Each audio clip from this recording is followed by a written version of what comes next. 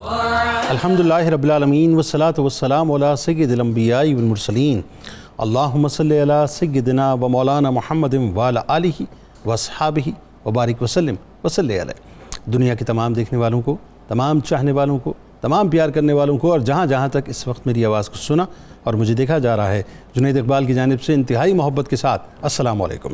ایک بار پھر ناظرین، آپ کو پر نور صبح نور کے ساتھ میں دل کی عطا گہرائیوں سے خوش آمدید کہتا ہوں، اور آئیے بلا توقف چلیں گے حضرت ابو انیس محمد برکت علی علیہ رحمہ کی تالیف اسماء نبی کریم صلی اللہ علیہ وآلہ وسلم سے رسول اللہ صلی اللہ علیہ وآلہ وسلم کا ایک اسم مبارک پڑھنے اور سننے کی سعادت حاصل کرتے ہیں۔ سیدنا العالم صلی اللہ علیہ وآلہ وسلم، ہمارے سردار، تمام علوم کے مالک، درود و سلام بھیجے اللہ آپ صلی اللہ علیہ وآلہ وسلم پر، آپ صلی اللہ علیہ وآلہ وسلم کے آل پاک پر اور صحابہ کرام رضوان اللہ تعالیٰ علیہم اجمعین پر۔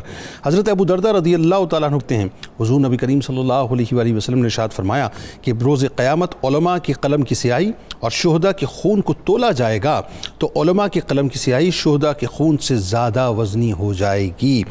جناب، ہمارے ساتھ آج آپ نے ضرور جڑے رہنا ہے۔ ناظرین کرام، 19ویں صدی میں بر صغیر کی سرزمین سے عشق رسول صلی اللہ علیہ وآلہ وسلم کا پرچم بلند کرنے والی اس عظیم المرتبت ہستی کی بارگاہ میں انشاءاللہ چلتے ہیں اور مل کر ذکر پاک کرتے ہیں، جس کے سینہ یعنی جن کا جو سینہ تھا وہ سوز و گداس حضرت اویس قرنی رضی اللہ تعالیٰ عنہ کا لیے ہوئے تھا، جن کی آنکھوں میں جامی کی التجاؤں کا انداز تھا، جن کے دل میں حضرت صدیق اکبر رضی اللہ تعالیٰ عنہ کی تڑپ کی جھلک تھی، جن کے ماتھے کی وسعت پر راضی کا گمان ہوتا تھا اور جن کے چہرے کی سادگی سے رومی کا جاہ و جلال ٹپکتا تھا، جن کی شخصیت گزرتے ہوئے عشاق کی جو پریشان ادائیں تھیں ان کا مجموعہ نظر آتی تھی، جن کے ارشادات علم کی شاہراہ پر چلنے والوں کے لیے رہتی دنیا تک ہدایات اور عشق کے مسافروں کے لیے باعث نجات بن گئے، جو ادب کی شاہراہ کے رہبر بنے اور مکتب عشق کے رہنما بن گئے، جو اعلیٰ حضرت کی صورت وہ رضا احمد بن کے ابھرے کہ جو تنہا مکتب محافظ ناموس رسالت کے سالار بن گئے، نبی کے گستاخوں کے خلاف برہنہ تلوار بن کر جو تنہا رسول کریم صلی اللہ علیہ وآلہ وسلم کے غلاموں میں ایسے چمکے کہ رہتی دنیا تک آپ کا نام مثال کے طور پر پیش کیا جاتا رہے گا کہ بر صغیر کی سرزمین پر فتنوں کا قلع کما کرنے والے، فتنوں پر تمام تر نظریات کی جو جتنی بھی یعنی سمجھ لیجیے تعفن زدہ لاشیں تھیں اس کو زمین بوس کرنے والے، فتنہ پرور نظریات جو تھے ان کی یلغار میں عشق مصطفیٰ صلی اللہ علیہ وآلہ وسلم کی شمع کو روشن کرنے والے، ادب مصطفیٰ، تعظیم مصطفیٰ اور توقیر مصطفیٰ صلی اللہ علیہ وآلہ وسلم سے معاشرے کو مہکانے والے، بیک وقت دین کے دشمنوں کے خلاف کئی محاذ پر لڑنے والے، ابتدائی تعلیم و تربیت اپنے والد گرامی حکیم الاتقیاء حضرت علامہ مفتی نقی علی خان رحمۃ اللہ علیہ سے حاصل کرنے والے، کم سنی میں صوم و صلات کی پابندی کرنے والے اور شرم و حیا کا پیکر بن جانے والے، اپنے بچپن کو پاکیزہ اخلاق، اتباع سنت اور حسن سیرت سے مزین کرنے والے، محض 6 سال کی عمر میں میلاد مصطفیٰ صلی اللہ علیہ وآلہ وسلم کے حسین ترین موضوع پر عشق اور محبت سے لبریز طویل ترین تقریر فرمانے والے، سادات کا صحیح معنوں میں ادب سکھانے والے، اپنے قلب میں ایک جانب لا الہ الا اللہ اور دوسری جانب محمد رسول اللہ صلی اللہ علیہ وآلہ وسلم کا نقش بسانے والے، محض 8 سال کی عمر میں سب سے پہلی تصنیف ہدایت النو کی شرح عربی زبان میں لکھنے والے، محض 13 سال اور 10 ماہ کی عمر میں تمام علوم دینیہ، عقلیہ اور نقلیہ کی تکمیل کر کے سند فراغت پانے والے، محض 13 سال 10 ماہ اور 4 دن کی عمر میں پہلا فتویٰ جاری کرنے والے، محض 1 ماہ میں قرآن پاک کو حفظ کرنے والے، اپنی آذان کی آواز کی چاشنی سے بڑے مؤذنین کو اور تلاوت کرتے وقت اپنے مخارج کی شفافیت سے بڑے قراء کو یعنی مبہوت کر دینے والے، اپنی والدہ ماجدہ کی بے انتہا فرمانبرداری اور خدمت گزاری کرنے والے، اپنے مقام و مرتبے کی وجہ سے اپنے مرشد سید آل رسول کی طرف سے اللہ کی بارگاہ میں اپنی کمائی کے طور پر پیش کیے جانے والے، قرآن و حدیث سمیت ہر فن میں دسترس حاصل کرنے والے، علم توقیت میں تو اس قدر کمال رکھنے والے کہ دن میں سورج اور رات میں ستارے دیکھ کر گھڑی ملا لینے والے، دینی علوم، قرآن، تفسیر، حدیث، اصول فقہ، تصوف وغیرہ کے ساتھ دنیاوی علوم، علم ریاضی، علم تکسیر، علم حید، علم جفر وغیرہ میں بھی مہارت رکھنے والے، پہلے سفر حج پر صرف 23 برس کی عمر میں علماء حرمین سے ضیاء الدین احمد کا لقب پانے والے، اپنی حیات طیبہ میں کم و بیش 1000 کے قریب کتب تحریر فرمانے والے، فتاوی رضویہ جیسی 30 جلدوں پر مشتمل فتووں کی شاہکار تحریر کرنے والے، کنز الایمان کی صورت میں امت کو ادب سے لبریز ترجمہ قرآن کنز الایمان عطا کرنے والے، ہدایت بخشش کی صورت میں عقیدت و عشق کے موتی اشعار کے قالب میں ڈھال کر اپنے آقا و مولا صلی اللہ علیہ وآلہ وسلم کی بارگاہ میں پیش کرنے والے، مصطفیٰ جان رحمت پہ لاکھوں سلام کی صورت اپنا لازوال و بے مثل و بے مثال سلام سرور دو جہاں صلی اللہ علیہ وآلہ وسلم کی بارگاہ میں پیش کرنے والے، اپنے عشق و محبت کی وجہ سے حسان الہند کا لقب پانے والے، چشم سر سے بیداری کے عالم میں حضور نبی کریم صلی اللہ علیہ وآلہ وسلم کی زیارت سے مشرف ہونے والے، پوری زندگی ناموس رسالت کی محافظت کرنے والے، علم غیب کے مسئلے پر کیے گئے 500 سوالات کے جواب میں بغیر کسی کتاب کی مدد سے 8.5 گھنٹوں میں حرم پاک میں الدولت المکیہ تحریر فرمانے والے، علماء حرمین کو انگشت بدنداں کر دینے والے، 24 گھنٹوں میں صرف 1.5-2 گھنٹے آرام فرما کر باقی تمام وقت تصنیف میں، کتب بینی میں اور خدمات دینیہ میں صرف کرنے والے، اس زمانے میں 100 سے زائد علوم پر دسترس رکھنے والے، اعلیٰ حضرت ولی نعمت، عظیم البرکت، عظیم المرتبت، پروانہ شمع رسالت، فخر دین و ملت، حضرت علامہ مولانا الحاج القاری الحافظ الشاہ امام احمد رضا خاں علیہ رحمت الرحمن۔ ناظرین، وہ نایاب ترین ہستی ہیں جو مجدد دین و ملت بن کر ابھرے، جو دین کی پہرےداری میں اور رسول کریم صلی اللہ علیہ وآلہ وسلم کی وفاشیاری میں اس منزل کو پہنچے کہ صدیوں کا کام آپ نے چند برسوں میں کیا اور تنہا کیا، جن کی سرور دو جہاں صلی اللہ علیہ وآلہ وسلم سے عقیدت اور محبت کا یہ عالم تھا کہ وجود تو بظاہر بریلی شریف میں رہا کرتا تھا، مگر روح ہر پل سرور دو جہاں صلی اللہ علیہ وآلہ وسلم کی بارگاہ میں جاروب کشی میں رہتی تھی۔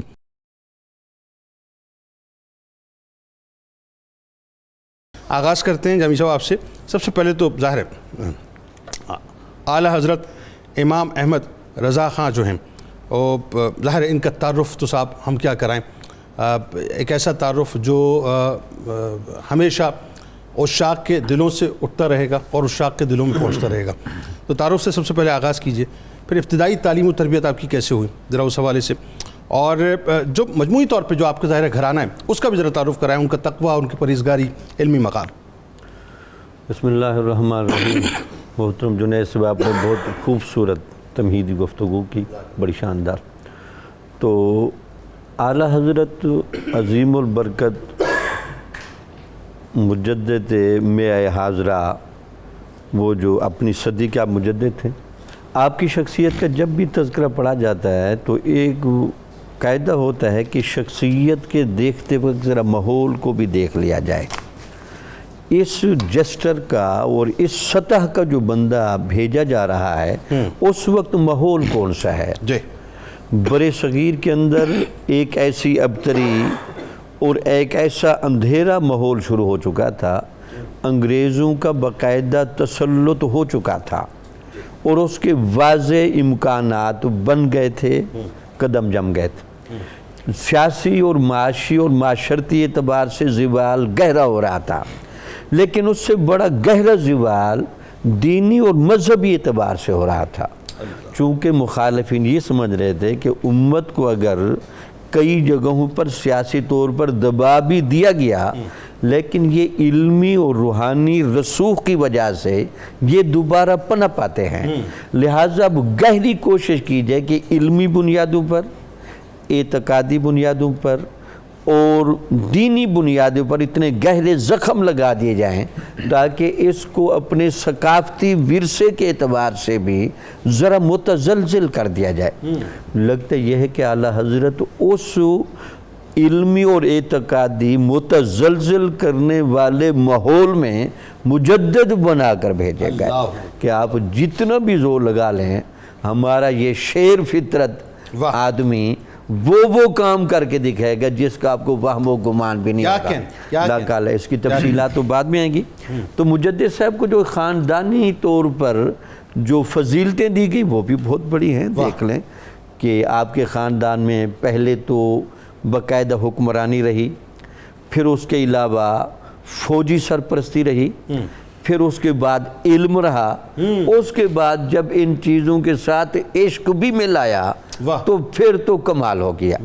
تو آپ کے آبا و اجداد میں جو بڑے نام ملتے ہیں، محمد سعید اللہ خان، یہ پہلے بندے تھے جو افغانستان اور قندھار کے علاقے میں بڑائج قبیلے کے یہ بندے تھے. ان کا وہاں بھی بڑا غلغلہ تھا. بعد میں یہ لاہور آ گئے اور عہد مغلیہ میں بڑے بڑے عہدوں پر سرفراز رہے. حتیٰ کہ کہتے ہیں یہ لاہور کا شیش محل بھی ان کی جگیر میں تھا، اور شاش ہزاری عہدہ ایک ہوتا تھا جس پر یہ باقاعدہ فائز ہوئے، اور شجاعت جنگ کا خطاب انہوں نے لیا تھا. یعنی اس زمانے میں جو فوجیوں کی سپہ سالاری تھی وہ آپ کے پاس تھی. اس کے علاوہ آپ کے آبا و اجداد میں آتے ہیں محمد سعادت یار خان. یہ بڑے مشہور تھے. روہیل کنڈ کا علاقہ ہندوستان کے اندر یہ عہد مغلیہ میں انہوں نے فتح کیا تھا، اور یہ اس کے یعنی وہاں کے ذمہ دار قرار پائے.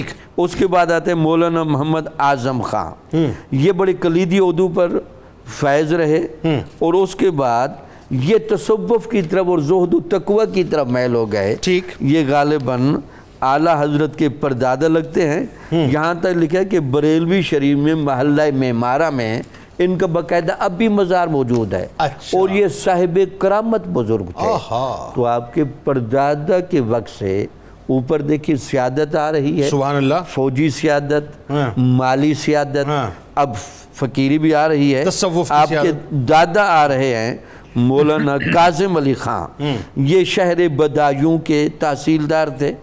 اس کے بعد آپ کے جو آ رہے ہیں قطب وقت مولانا شاہ رضا علی خان، جن سے کہتے ہیں باقاعدہ طور پر علم دین کا، تصوف کا وہ ایک گہرا رنگ ہوا. اس کے بعد آپ کے بیٹے ہیں مولانا شاہ نقی علی خان. تو ان کے بارے میں لکھا ہے کہ نقی علی خان کی طبیعت میں اس وقت جو فرقے چل رہے تھے اور افراط و تفرید پر دینی ماحول چل رہا تھا، تو ان کی فطرت میں عشق رسول کا بڑا غلبہ تھا. وہ دیکھ رہے تھے کہ وہ کہاں کا سوراخ موجود ہیں جس کی وجہ سے عشق رسالت مآب کی یہ جو پاکیزہ چادر ہے اس کو تار تار کیا جا رہا ہے. یعنی اس کا مطلب والد گرامی سے جو ہے، والد گرامی نے میرا آپ کو فیض دیا. تو اس وجہ سے اعلیٰ حضرت جب اس پورے پس منظر میں آتے ہیں تو پھر دیکھیں جہاں اسی وجہ سے لکھتے ہیں جی میں نے تو سب کچھ اپنے والد سے ہی لیا. اس میں کوئی شک نہیں. کوئی عبد القادر بیگ نام کے بھی آپ کے استاد ملتے ہیں، لیکن آپ نے سارا فیض اپنے والد سے لیا کیونکہ سب کچھ گھر میں موجود تھا. اب ان کا انتخاب دیکھیں، ان کا رنگ دیکھیں. جیسے آپ نے شروع میں کہا 1 ماہ کی عمر میں پورا قرآن حفظ کر لینا، یہ کتنا ایک کمال انتخاب ہے.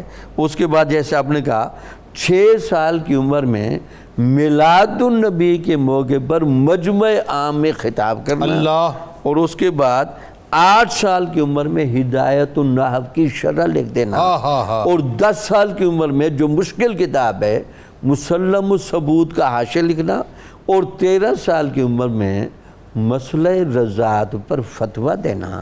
یہ وہ شواہد جو بتاتے ہیں کہ وہب کا، عطا کا اور انتخاب کا کیا رنگ تھا. اس میں کوئی دوسری رائے نہیں، کوئی دوسری رائے ہو ہی نہیں سکتی. اعلیٰ حضرت امام احمد رضا خان علیہ رحمۃ الرحمن کو ڈاکٹر صاحب جب بھی ظاہر ہے ہم پڑھتے ہیں، اپنے مطالعے میں لاتے ہیں، تو آپ کی ہستی جیسا کہ میں نے کہا نا کہ وہ صدیوں کا کام ایک ہستی سے اللہ تعالیٰ نے لیا، صدیوں کا کام.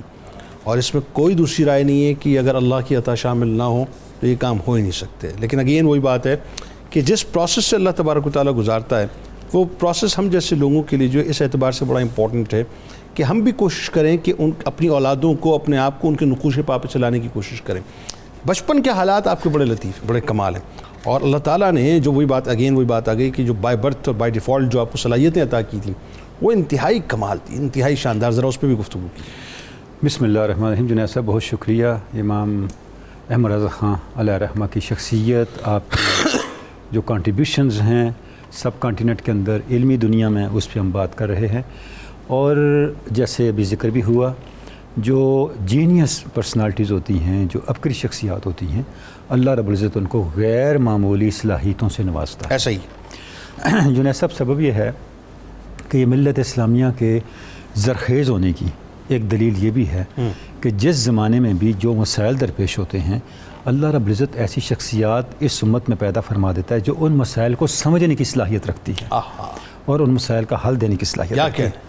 حضرت امام احمد رضا خان کی شخصیت کو جب ہم دیکھتے ہیں تو آپ کی شخصیت میں غیر معمولی ادراک، غیر معمولی فہم، دینی شعور، اللہ اور اس کے رسول کی رضا اور منشا کو سمجھنے کی استعداد. یہ اصل بات ہے کہ کسی بھی معاملے میں اللہ اور اس کے رسول کی منشا کیا ہے، قانون خداوند کی منشا کیا ہے، شریعت کی منشا کیا ہے. دیکھیں یہ وہ زمانہ تھا جب دین کے نام پہ بھی لوگ اپنے صراط مستقیم سے ہٹ رہے تھے، جب دین کے نام پر بھی منزلیں گم ہو رہی تھیں. اب دینی شعور سے منزل کا ایسا تعین کرنا جس سے آپ کی آئیڈینٹی کمپرومائز نہ ہو، جس سے آپ کا وجود کمپرومائز نہ ہو، جس سے آپ کا فیوچر کمپرومائز نہ ہو، یہ بہت کم لوگ ہیں. وہ شخصیت آپ کو امام احمد رضا خان نظر آتی ہے. یہی وجہ ہے کہ بعد ازاں جس طرف امام احمد رضا نے اپنے ابتدائی زمانے میں اشارے کیے، ہم حیران ہوتے ہیں کہ اس راستے کو بعد میں علامہ اقبال نے چنا، اس راستے کو بعد میں قائد اعظم نے چنا. یہ کتنی بڑی بات ہے.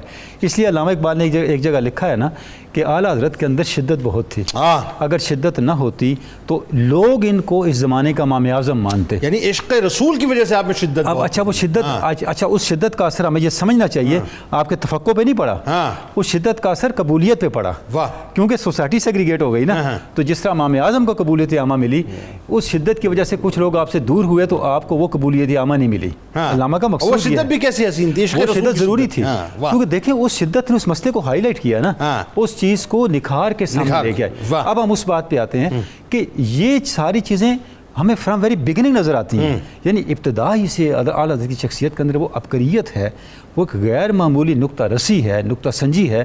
دیکھیں نا، جو شخصیت 10 سال کی عمر میں مسلم و ثبوت کی شرح لکھ رہی ہے، جو 6 سال کی عمر میں ربیع الاول کے جلسے میں 2 گھنٹے کا خطاب کر رہی ہے، یہ کیا عمر ہے.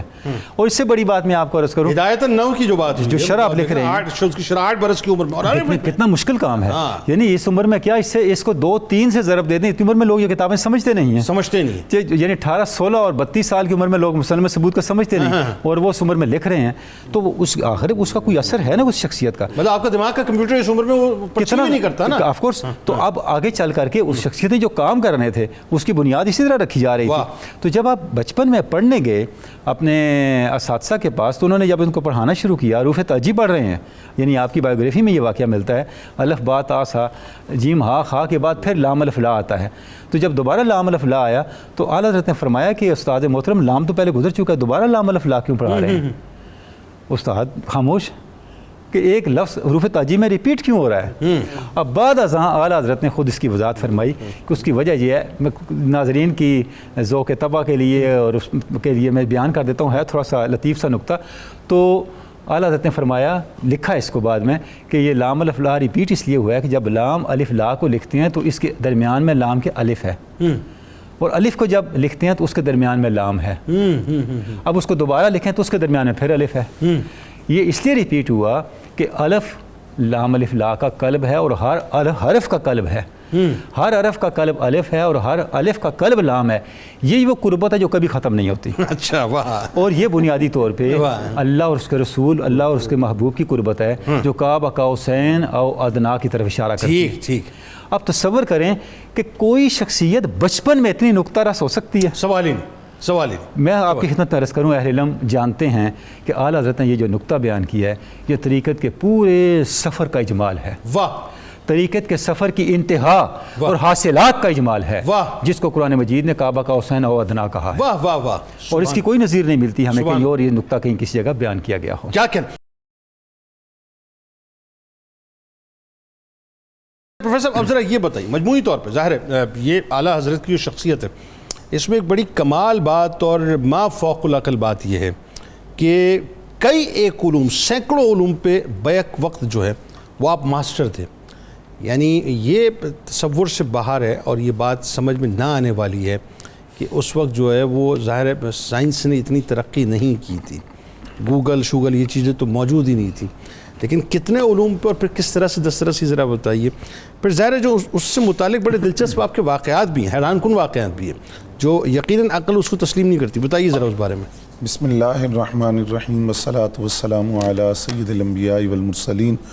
جنید بھائی، مجدد دین و ملت، کشتہ عشق مصطفیٰ، امام عشق و محبت، قافلہ سالار عشق رسول، الشاہ امام احمد رضا خان فاضل بریلوی رحمۃ اللہ تعالیٰ علیہ کی وہ شخصیت ہے جو دنیا کے لیے بلا شبہ ایک علمی انسائکلوپیڈیا کی حیثیت رکھتی ہے. اللہ تعالیٰ نے جو علوم آپ کو عطا فرمائے، پہلی تحقیق کے مطابق وہ 58 علوم تھے، دوسری تحقیق آئی کہ وہ 75 علوم ہے، تیسری تحقیق آئی کہ وہ 125 علوم ہے، اب جدید تحقیق کے مطابق وہ 150 علوم ہے جو ایک اعلیٰ حضرت کے سینے میں جمع تھے. 1000 سے زائد آپ نے کتابیں لکھی ہیں، اور جب آپ کی زندگی کو آپ کی کتابوں کی تعداد کے ساتھ تقسیم کیا جاتا ہے تو ہر 5 گھنٹے بعد ایک نئی کتاب اعلیٰ حضرت امت کو دے رہے ہیں. امیزنگ. ہر 5 گھنٹے بعد.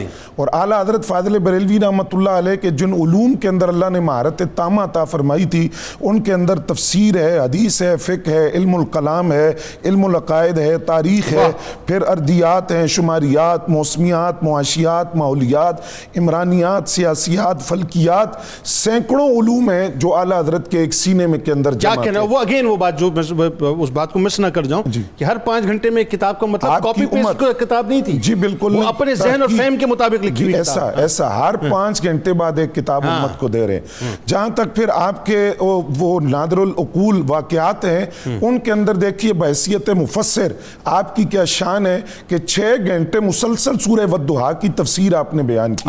6 گھنٹے مسلسل. اور جب اس کی تفسیر آپ لکھنے کے لیے بیٹھے تو اس کی صرف چند آیات کی تفسیر آپ نے 600 صفحات پر لکھی، اور آپ نے فرمایا فقیر کے پاس اتنا وقت نہیں ہے ورنہ مکمل قرآن مجید کی تفسیر لکھتا. جہاں تک حدیث کی بات ہے تو آپ سے سوال ہوا کہ جب آپ حدیث کی تدریس فرماتے ہیں تو کتنی کتابیں دیکھتے ہیں؟ آپ نے فرمایا میں 50 سے زائد کتب حدیث کا مطالعہ کر کے حدیث پڑھاتا ہوں. اور یہ بڑے بڑے محدثین نے کہا کہ جب آپ حدیث پڑھتے تھے تو زبان پر الفاظ رسول ہوتے تھے لیکن نظر ذات رسول پر ہوتی تھی. یہ آپ کا کمال تھا. اور جہاں تک فقہ پیر محمد علی شاہ صاحب علیہ رحمہ نے فرمایا کہ میں نے دیکھا ایسا لگتا تھا کہ بارگاہ رسالت پہ کھڑے ہو گئے. آپ کے لفظ ہیں. اچھا، پھر آپ کی فقہ کے حوالے سے، فتویٰ کے حوالے سے کمال دیکھیے آپ کا. آپ سے سوال ہوا کہ تیمم کتنی چیزوں سے جائز ہے تو آپ نے 107 اقسام کا ذکر کیا. اس سے پہلے جتنے فقہات ہیں وہ 84 صورتوں کا ذکر کرتے رہے. آپ نے اردیات جو جیالوجی ہے اس کی بنیاد پر 107 اقسام کا ذکر کیا. علم وراثت بڑا مشکل علم ہے. علم وراثت کے اندر ایک مسئلہ آیا کہ 15 پشتوں کے اندر درجنوں ورثاء ہیں، ان میں وراثت تقسیم ہونی ہے. 2 بڑے سائز کے صفحے 2 راتوں کے اندر بیٹھ کر آپ کے شاگرد نے وہ سارے حصے لکھے کہ کتنے حصے دار ہیں جنہوں نے حصہ لینا ہے، درجوں حصے دار. وہ اب سوال جب اعلیٰ حضرت کے پاس آیا تو آپ نے فرمایا تم پڑھتے جاؤ.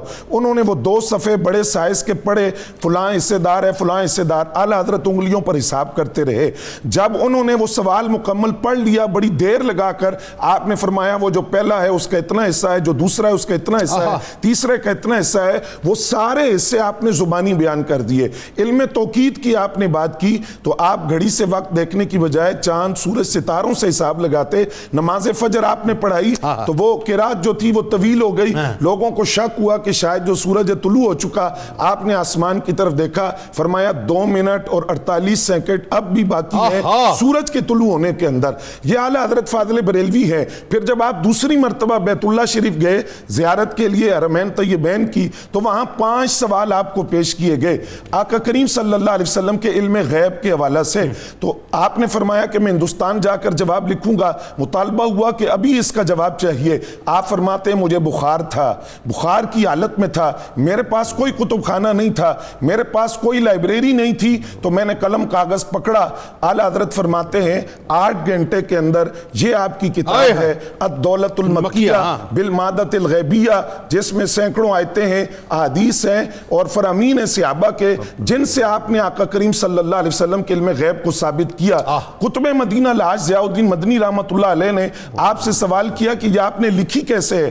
آپ فرماتے میں نے قلم کاغذ پکڑا, بیت اللہ کے سامنے بیٹھ گیا, بیت اللہ شریف کے دروازے پر میں نے دیکھا خود آقا کریم صلی اللہ علیہ وسلم موجود ہیں, آپ کی دائیں جانب مولا علی ہے, بائیں جانب غوث جلی ہیں, اور آقا کریم نے مجھ سے فرمایا احمد رضا انتظار کیا کر رہے ہو, لکھو. اعلیٰ حضرت فرماتے میں نے قلم چلانا شروع کیا تو آپ فرماتے ہیں در حقیقت یہ جو کتاب ہے دولت المکیہ یہ لکھی تو احمد رضا نے ہے, لکھوائی خود مصطفیٰ کریم صلی اللہ علیہ وسلم نے, اپنے علم غیب کے بارے میں اپنے.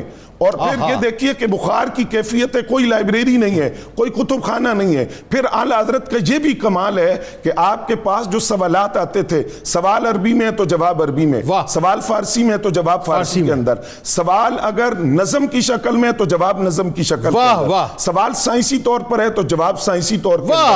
اب وہ جو 1000 آپ کی تصانیف ہیں ان کے اندر 30 جلدیں تو فتاوی رضویہ کی ہیں. اور پھر اعلیٰ حضرت کا کمال ہے جس موضوع پر قلم اٹھایا سینکڑوں حدیث اس موضوع پر لکھی اور ہر حدیث کے سینکڑوں حوالے دے کر بتایا کہ یہ بریلی کے تاجدار امام احمد رضا ہیں, ان کا جو سینہ ہے وہ علوم کا خزینہ ہے, اور اللہ نے کتنے علوم ایک سینے کے اندر جمع کیے. کیا کہنے جی.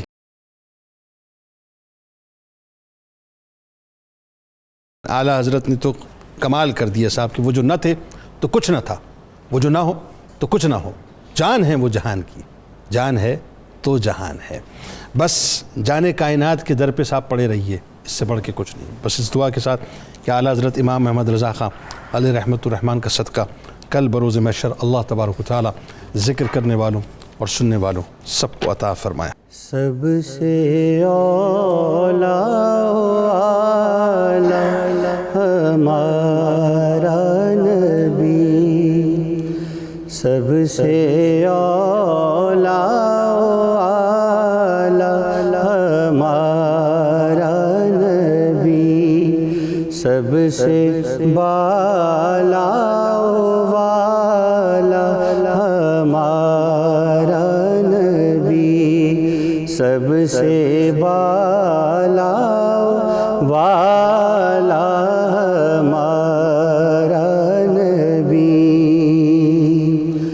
اور حسن کھاتا ہے جس کے نمک کی قسم, حسن کھاتا ہے جس کے نمک کی قسم, وہ ملی ہے دلارا ہمارا نبی, وہ ملی ہے دل آرا ہمارا نبی, سب سے اولا اعلیٰ ہمارا نبی. جس کی دو بوند ہے کوثر و سلسبیل, جس کی دو بوند ہے کوثر و سلسبیل, ہے وہ رحمت کا دریا ہمارا نبی, ہے وہ رحمت کا دریا ہمارا نبی. اور کون دیتا ہے دینے کو منہ چاہیے, کون دیتا ہے دینے کو منہ چاہیے,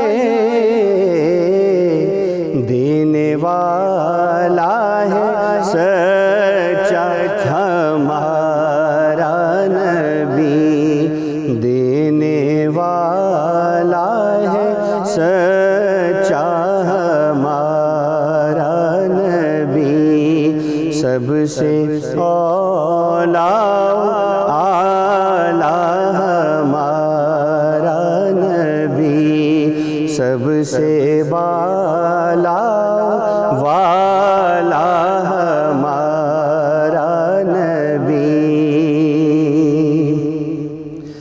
مصطفیٰ جان رحمت پہ لاکھوں سلام، شمع بز میں ہدایت پہ لاکھوں سلام، شمع بز میں ہدایت پہ لاکھوں سلام۔ ہم غریبوں کے آقا پہ بے حد درود، ہم غریبوں کے آقا پہ بے حد درود، ہم فقیروں کی ثروت پہ لاکھوں سلام، مصطفیٰ جان رحمت پہ لاکھوں سلام۔ نور کے چشمے لہرائیں، دریا بہیں، نور کے چشمے لہرائیں، دریا بہیں، انگلیوں کی کرامت پہ لاکھوں سلام، مصطفیٰ جان رحمت پہ لاکھوں سلام۔ اور اس کی باتوں کی لذت پہ بے حد درود، ان کی باتوں کی لذت پہ بے حد درود، ان کی باتوں کی لذت پہ بے حد درود،